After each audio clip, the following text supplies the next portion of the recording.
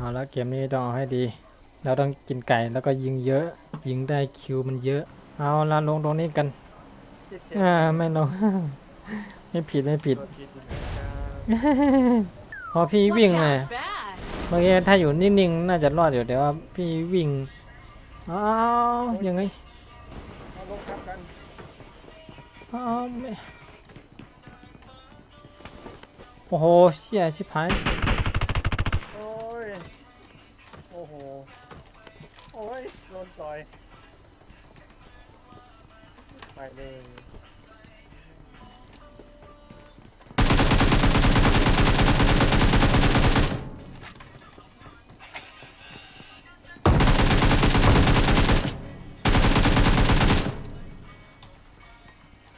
โอ้โหลูกซองเหรอโอ้โหเพื่อนมันอีกอ่ะอีก2 คนอ่ะอีก2 ตัวอะไปเนี่ยเขาเขาลงเหรอนอนนิ่งอยู่บนหลังคาเปล่าเดี๋ยวขึ้นไปดูนะไม่น่าจะใช่นะ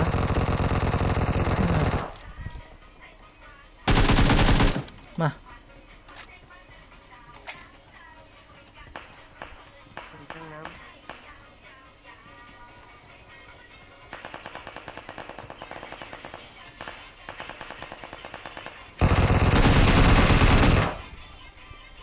อีกตัวนึงอันนี้มันตายนะเนี่ยอันนี้มันตายเลยล่ะโอ้ตรงนี้3ตรงนี้ได้ไป3แล้วนี่ไงข้างหน้าโอ้โหตามมันไม่ทันมันอยู่ตรงไหนล่ะเฮียไม่เข้าไปหรอกอ๋อนั่นไง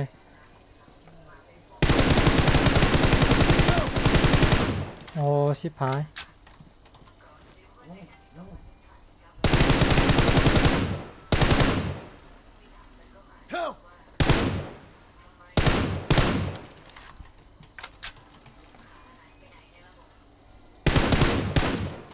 No.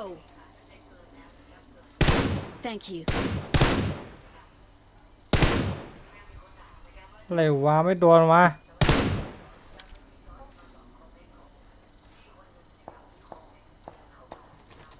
เชี่ยข้างหลังก็มาหรือเปล่าวะชุบได้แล้วใช่ไหมนั่นไง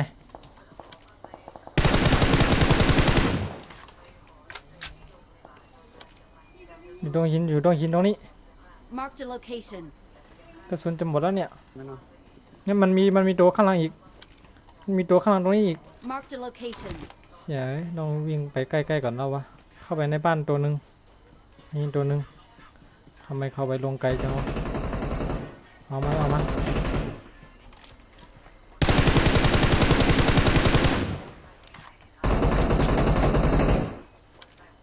หมดยังไม่หมดนะยังไม่หมดนะ I'm really sorry. ก็คือตัวนี้แหละที่อยู่แต่นั่นอยู่แต่นั่นอยู่แต่นั่นไหนมักก่อนทั้งเบื้อ ถ่ายมาเก็บมาสิทำนั่นไปนั่น Watch out. เอาหมด อ๋อ ยังไม่หมดนี่ว่าเอานี่ว่าพี่ซ้ำในตัวที่ผมยิงเมื่อกี้เบอร์หนึ่งอ๋อเบอร์หนึ่งน็อกเลยวะ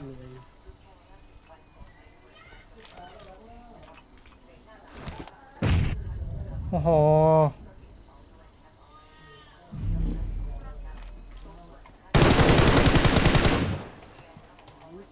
เนี่ยนี่หวังว่าหมดแล้วนะยังไงมันก็ไม่กินไก่หรอกถ้าคนเหลือคนเดียวยังไงผมก็ไม่กินไก่ไม่เคยคนเดียวอ่ะโอ้ยยังไงก็ไม่กินไม่ถึงขั้นนั้นโชว์ชีมือไงมันต้องคานให้วงมันรอให้วงมันเล็กโอ้1 4นี่ไม่เคย2ยังไม่ได้เลย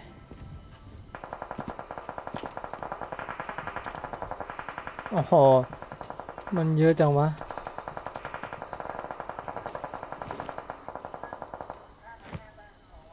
ขอเป็นมือที่3นะอย่าเพิ่งยิงเรานะเรามาตัวเดียวยังไงตัวนั้นก็วิ่งอยู่นะ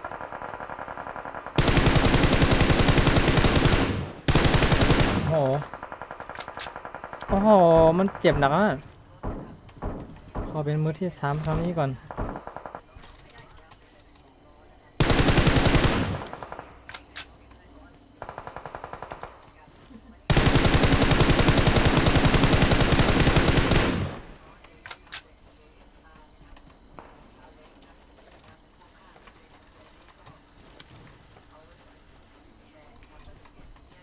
ถ้าเราขึ้นตรงนี้ก็มันจะไม่ได้นะ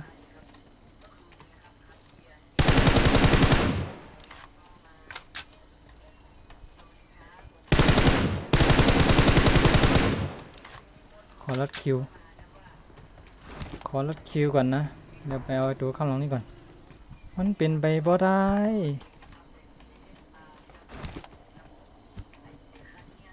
อ่ะรอให้นั่นก่อนเนาะเย็นก่อนกูมันมาข้างหน้าข้างหลังนั่นไงมาแล้วเดี๋ยวว่าข้างหลังเราเนี่ยไม่มีแน่ๆเฮ้ยเหมือนมันเห็นเรา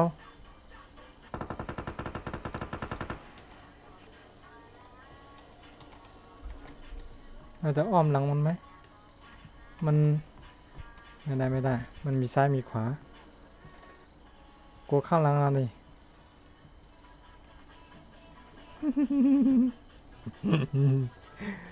ใจตื่นเต้นนั้นเนี่ย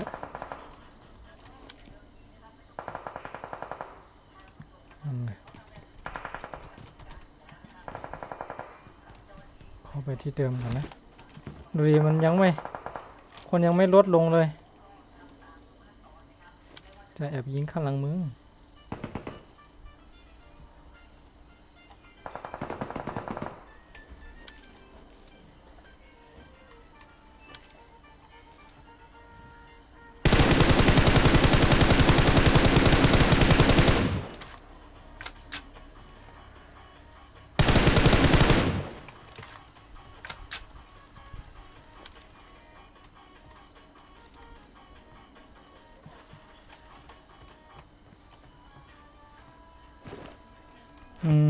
รัดคิวแอบรัดคิว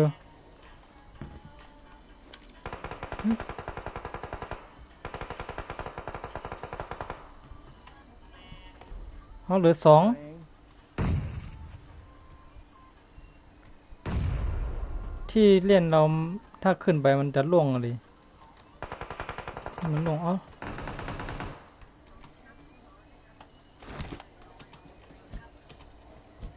เดี๋ยวสองตัวไปเดี๋ยวท้ายไม่ได้ไปกินแกง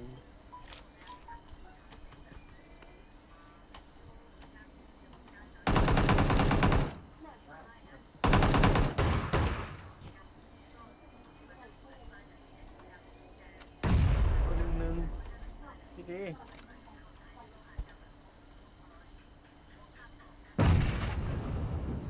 เดี๋ยวเข้าใกล้นะพี่ดูลูกคองนะเอาหนึ่งเลยพี่ โอ้ยระเบิด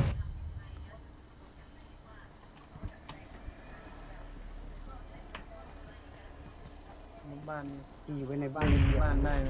อยู่ในบ้านให้เปียกก่อน ฮะ ใน เล่ บ้าน น บ ให้ น เปียก หลัง ก่อน คาได้ หลังคาเมื่อกี้ มันจะทันหรือเปล่า ที่อยู่ตรงเนี้ยเจอลูกอยู่ตรง น่าจะไม่ทันอ่ะ น่าจะไม่ทันอ่ะ เราอีกทีลูกซองนะพี่